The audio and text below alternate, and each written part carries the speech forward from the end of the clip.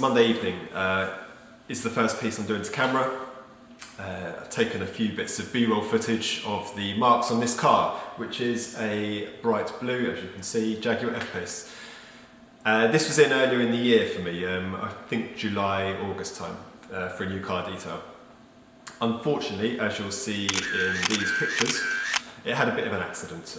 By the way, these are posted with the permission of the owner, who obviously sent them through to me. So, after an extended body shop visit, it's back with me to get it back to a perfect condition. Helpfully, in a way, the crash was relatively soon after the detail. So at least the customer could say it was in perfect condition at the time of the crash. The insurance company are then paying for the final bit of detailing to get it back to that perfect condition.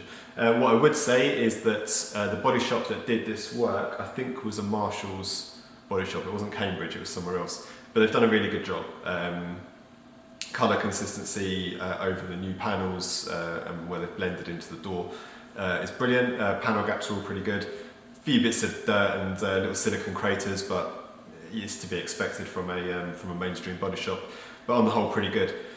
So my job is to go around the car and get it back to that perfect condition, as I say, which involves taking out some of the little areas where they've just kind of de-nibbed it. If they get a little bit of dirt in the panel, they'll go around with a little sanding block and just de-nib it and then quickly mop over it. Trouble is, the polishes they use will then hide the little de-nibbing area. So once you've panel wiped it down, you can see a little kind of area where it's been rubbed around too much.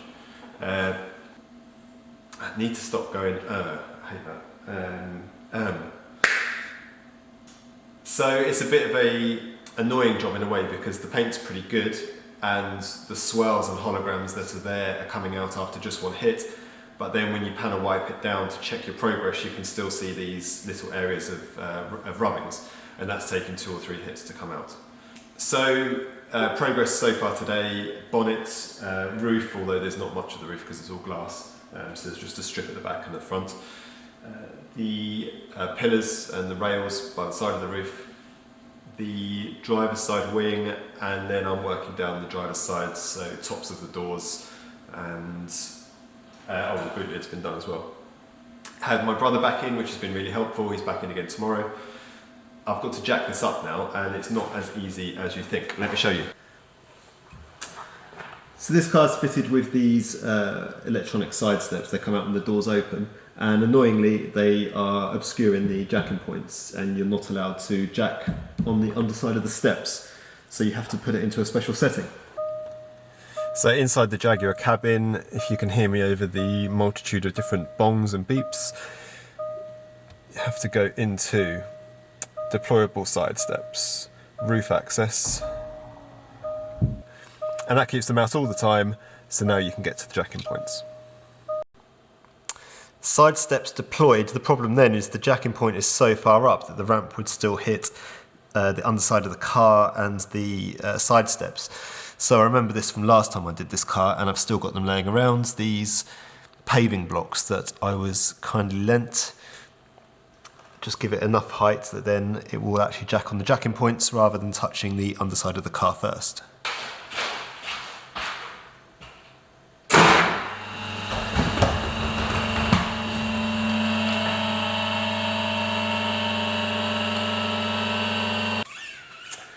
I know it looks a bit Heath Robinson, a bit unstable, but that's actually the safest way to do it, and it ensures that the underside of the car and the side steps don't get damaged. Right, on with the polishing.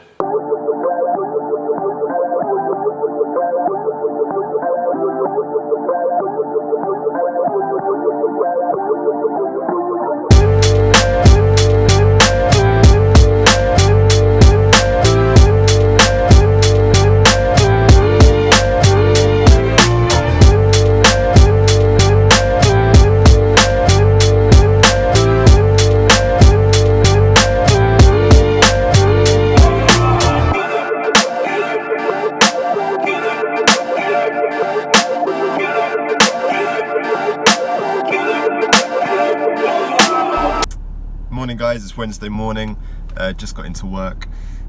Long day yesterday polishing, but this isn't what it looks like. It's not a McDonald's, this is currency. In the workshop, the boys kindly look after my car, and I pay them in McDonald's. And as you'll see just there, yellow light, engine light on, so this is just topping up my account. This isn't McDonald's, no.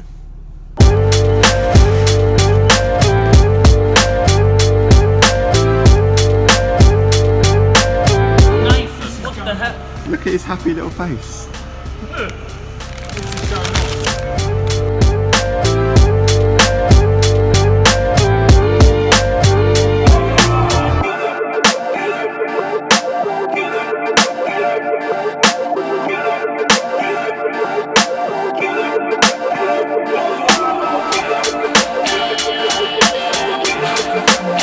Morning guys, it's Thursday morning. Monday, Tuesday we're pretty much flat out polishing.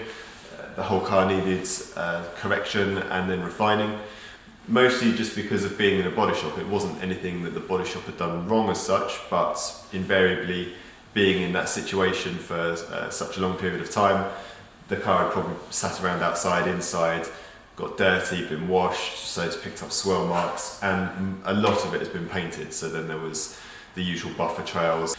But looking good now, the crystal serum and EXO are on. A few finishing bits to do on this and then it can go out. This has been picked up Friday. And I've got an Aston Martin DBS coming in today, which has got to be done by middle of next week. And that's it for Christmas. Just booked our snowboarding holiday, quite excited about that. Missed it last year because we went on our Asian adventure. Guess I can't complain too much, we were away for quite a while. Thanks to all the new subscribers.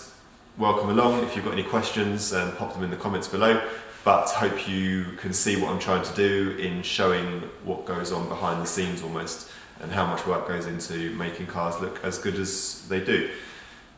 Instagram, thank you as well, been a big boost in followers, so if you didn't go and look at it last time, go and have a look this time, at Cambridge Autogleam. I must get on now.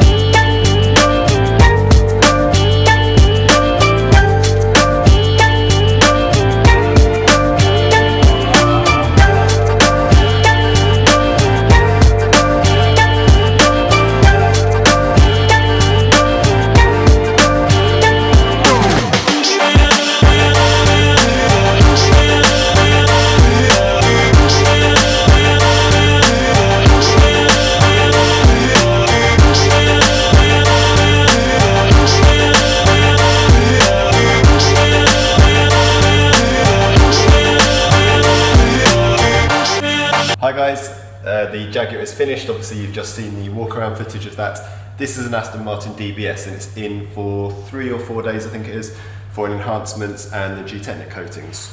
Wheels have been sent away, and while they're away I'm clearing up the arches and the calipers. So calipers have been sanded back very slightly and painted. There's a before and after you'll see now. They'd lost all their lacquer, gone very tarnished. This side has been done. So behind the newly refurbished wheel is going to be a nice shiny caliper again. It's not perfect, it's not what I call a caliper refurbishment, but it would have been a shame to have left them as they were. It's something I discussed with the customer, told him exactly how we did it, and it's not a permanent solution, but for the cost per corner, it's going to make a massive difference. I'll probably put most of this car into the next video because I realise this one's probably getting a bit long and I want to show you more of my holiday in Vietnam.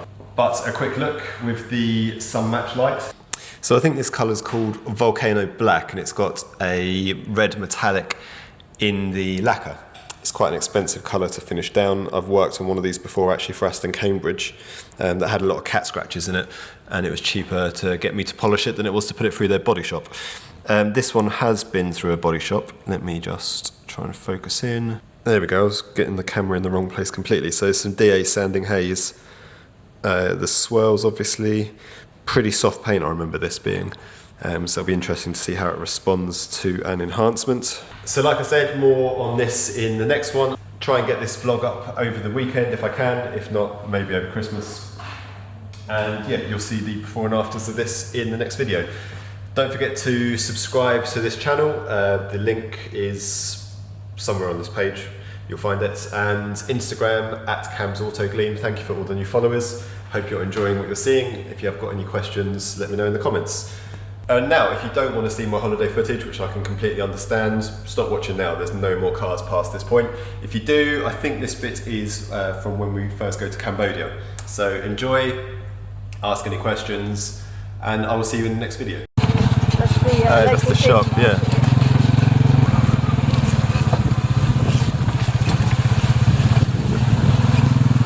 It smells a bit of piss.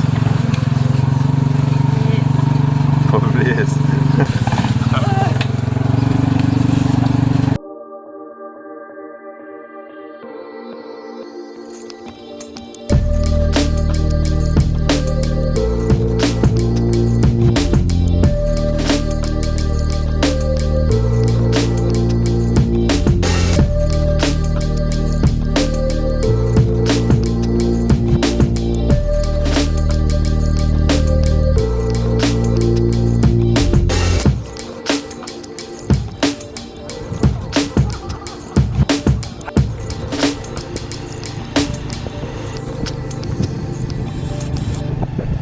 So it's 5:15 in the morning and we're on our way to see a sunrise, which we sincerely hope is worth the early morning, but it's a clear sky, so hopefully it will be.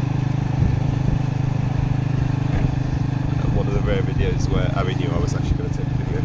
Yeah.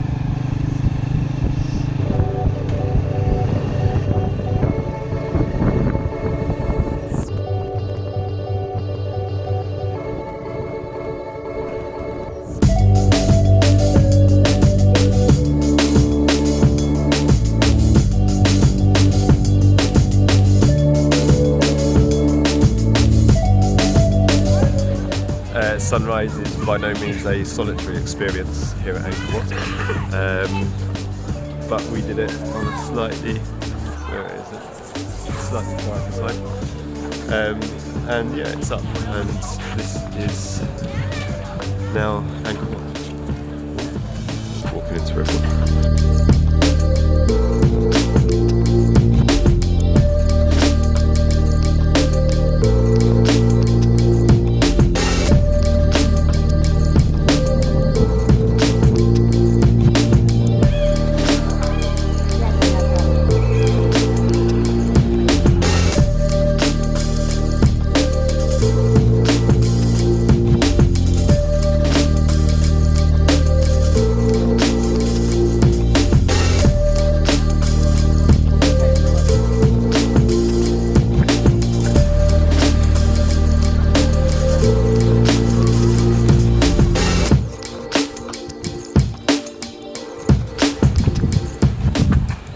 Video again.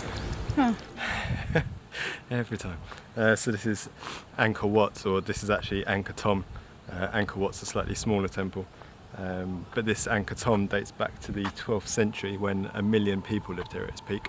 And this particular temple isn't the most impressive one we've seen. The Bayon temple that we've just come from was amazing, with all the faces on the sides of the pillars and the towers. But it's a pretty wonderful place, and it is roasting hot.